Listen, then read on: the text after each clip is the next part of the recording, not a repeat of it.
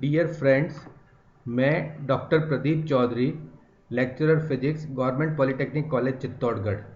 आज हम applied physics 102 code subject में जो हमारी यूनिट नंबर 12 है पॉल्यूशन इन इट्स कंट्रोल, उसमें एक टॉपिक की बात करेंगे और वह टॉपिक है न्यूक्लियर पॉल्यूशन या नाभिकीय प्रदूषण। नाभिकीय प्रदूषण क्या है ये हम देखें तो जो उच्च ऊर्जा वाले कण हैं या जो रेडियोधर्मी पदार्थ है उनका जब उत्सर्जन होता है जिससे हवा, पानी या भूमि पर मानव या जीव जंतु प्रभावित हो सकते हैं, तो यह नाभिकीय प्रदूषण की कैटेगरी में आता है। नाभिकीय प्रदूषण को जीवित जीवों और उनके पर्यावरण के भौतिक प्रदूषण के रूप में परिभाषित किया गया है, जो परमाणु विस्फोट, परमाणु अस्त्रों के परीक्षण, परमाणु अस्त्रों के उत्पादन, रेडियोधर्मी अयस्कों के खनन, उनकी हैंडलिंग, उनका निस्तारण के दौरान पर्यावरण में रेडियोधर्मी पदार्थों की रिहाई अर्थात रिसाव के कारण होता है। रेडियो प्रदूषण या रेडियोधर्मी प्रदूषण तब होता है जब वायुमंडल या वातावरण में रेडियोधर्मी पदार्थों की उपस्थिति हो जाती है, जब उनकी उपस्थिति आकस्मिक होती है और वह रेडियोधर्मी क्षय के कारण हमारे पर्यावरण को खतरा जो है वो प्रस्तुत करते हैं। नाभिकीय प्रदूषण के कारण की हम बात करें तो उसके दो महत्वपूर्ण स्रोत या कारण होते हैं। एक होता है प्राकृतिक स्रोत और दूसरा होता है मानवीय स्रोत, अर्थात प्रकृति के कारण और दूसरा मानव के कारण। तो सबसे पहले हम बात करें प्राकृतिक स्रोत। यद्यपि प्राकृतिक स्रोत जो है उसके लिए भी कुछ हद तक हम जिम्मेदार हो सकते हैं, ठीक है। जैसे प्राकृतिक स्रोत में हम बात करें तो जो हमारे ब्रह्मांडीय विकिरण है जो अंतरिक्ष से पृथ्वी सतह तक पहुंचते हैं, ये विकिरण पृथ्वी की सतह और उसके आसपास के एटमॉस्फेयर को प्रभावित करते हैं। ये विकिरण हमारे चट्टानों और मिट्टी, पानी में हो सकते हैं।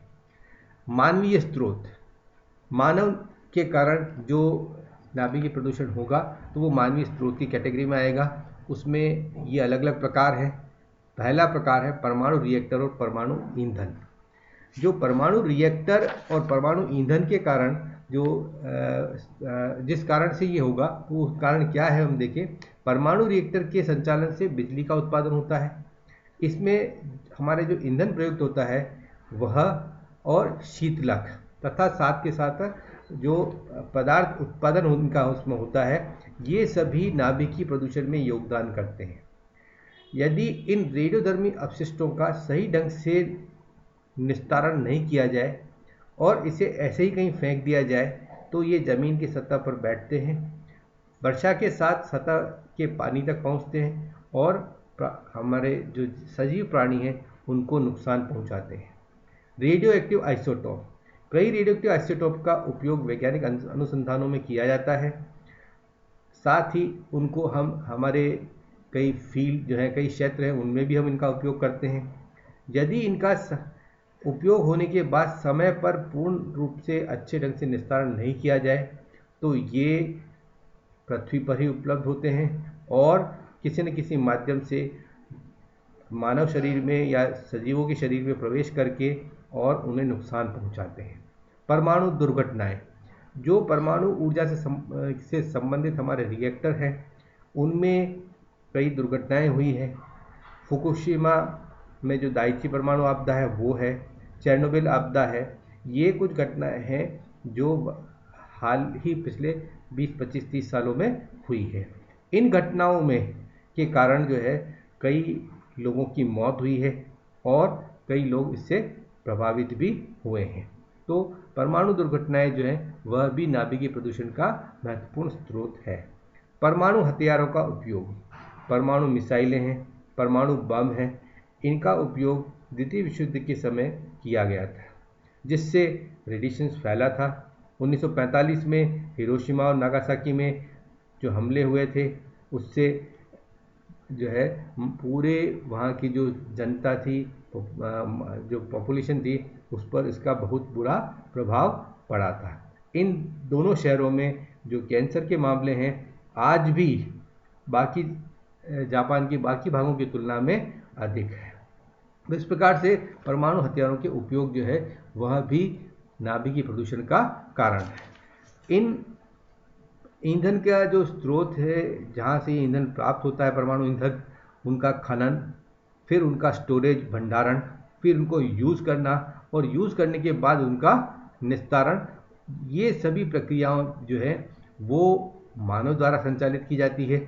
यदि इनमें कहीं पर कोई लीक रह जाता है, कोई ऐसा कार्य जो है वो नहीं कर पाते सही ढंग से, तो उसकी वजह से भी नाभिकीय प्रदूषण जो है वो फैलता है। इस प्रकार से नाभिकीय प्रदूषण के ये महत्वपूर्ण स्रोत हमारे पास रहे हैं।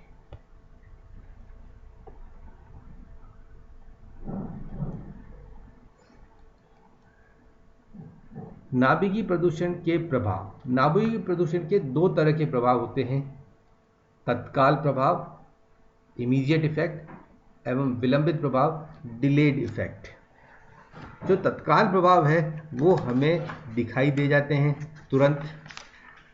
कुछ प्रभाव ऐसे होते हैं जो कुछ ही दिनों या हफ्तों में हमको दिखाई देने लगते हैं, जैसे व्यक्तियों के बालों पर, उनके नाखूनों पर जो प्रभाव है नाभिकीय प्रदूषण का, वह शीघ्र ही दिखाई देने लगता है। इसी प्रकार से रक्त कोशिकाओं के जो अनुपात है उनमें भी परिवर्तन होता है, तो यह भी तुरंत दिखाई देने लगता है। ये प्रभाव तत्काल प्रभाव में आते हैं।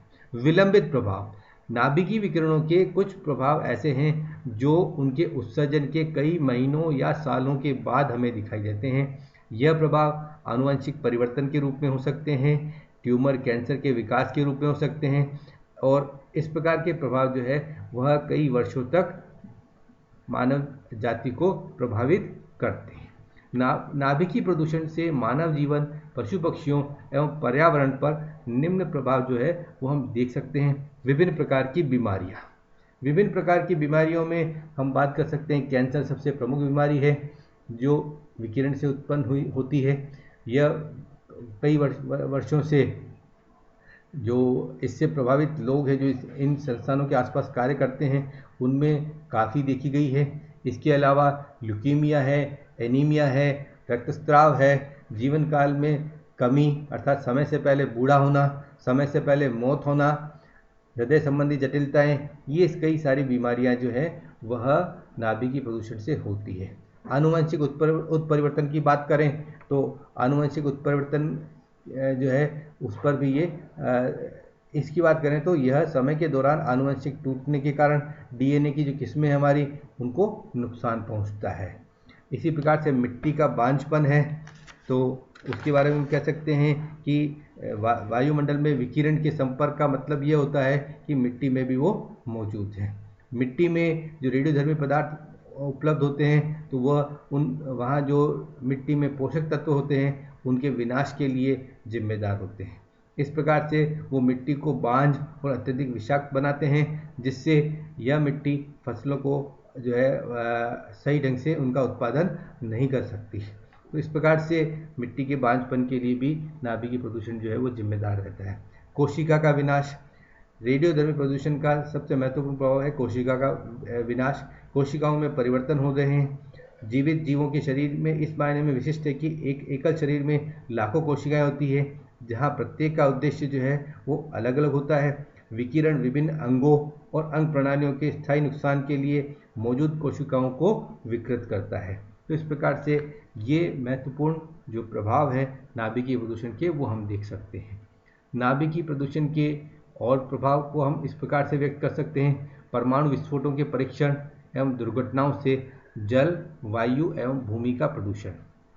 रेडियोधर्मी पदार्थों के प्रभाव से प्राणियों के जीन और गुणसूत्रों पर प्रभाव, जिनसे विकलांगता और अपंगता तक हो जाती है।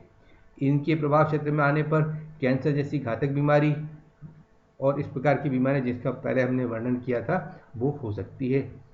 रेडियोधर्मी पदार्थ प्रदूषण के कारण जो गर्भ में शिशु पल रहा होता है उसकी मौत तक हो सकती है। आने वाले कई वर्षों में इसके प्रभाव जो आने वाली पीढ़ियों हैं उनमें देखे जाते हैं। मंदबुद्धि बच्चों का उत्पन्न होना, बहरापन और गूंगापन जो है वो इन प्रभावों के रूप में हमें मिले। रेडियोधर्मी पदार्थ पानी के माध्यम से जब हमारे शरीर में पहुंचता है तो जो हमारे शरीर के महत्वपूर्ण अंग हैं जैसे आमाशय है, लीवर, उनको प्रभावित करता है।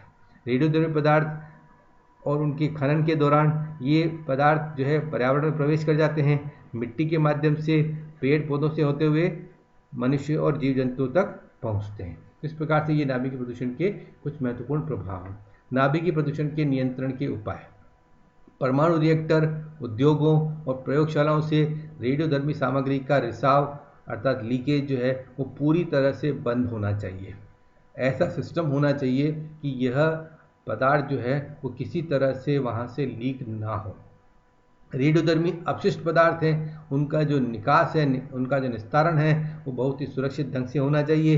बिना किसी हानि के इन्हें सुरक्षित स्थानों पर संग्रहित किया जाना चाहिए ताकि बिना नुकसान के इन्हें नष्ट किया जा सके और बहुत ही कम विकिरण की मात्रा के साथ इन पदार्थों को आवश्यक होने पर सीवरेज में छोड़ा जाए।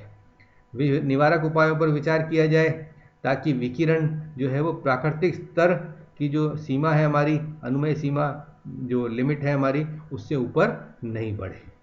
परमाणु ऊर्जा संयंत्रों में दुर्घटनाओं के खिलाफ जो उनके सुरक्षा उपाय हैं उन पर विशेष ध्यान दिया जाना चाहिए। नाभिकीय विकिरणों को उत्सर्जित करने वाले पदार्थों का जब हम खनन करते हैं, उपयोग करते हैं और फिर संचय करते हैं और अंत में उनका निस्तारण करते हैं तो यह सुरक्षित ढंग से होना चाहिए। ऊर्जा उत्पादन के वैकल्पिक स्रोतों के बारे में भी सोचा जाना चाहिए। परमाणु रिएक्टर से बिजली का उत्पादन किया जाता है।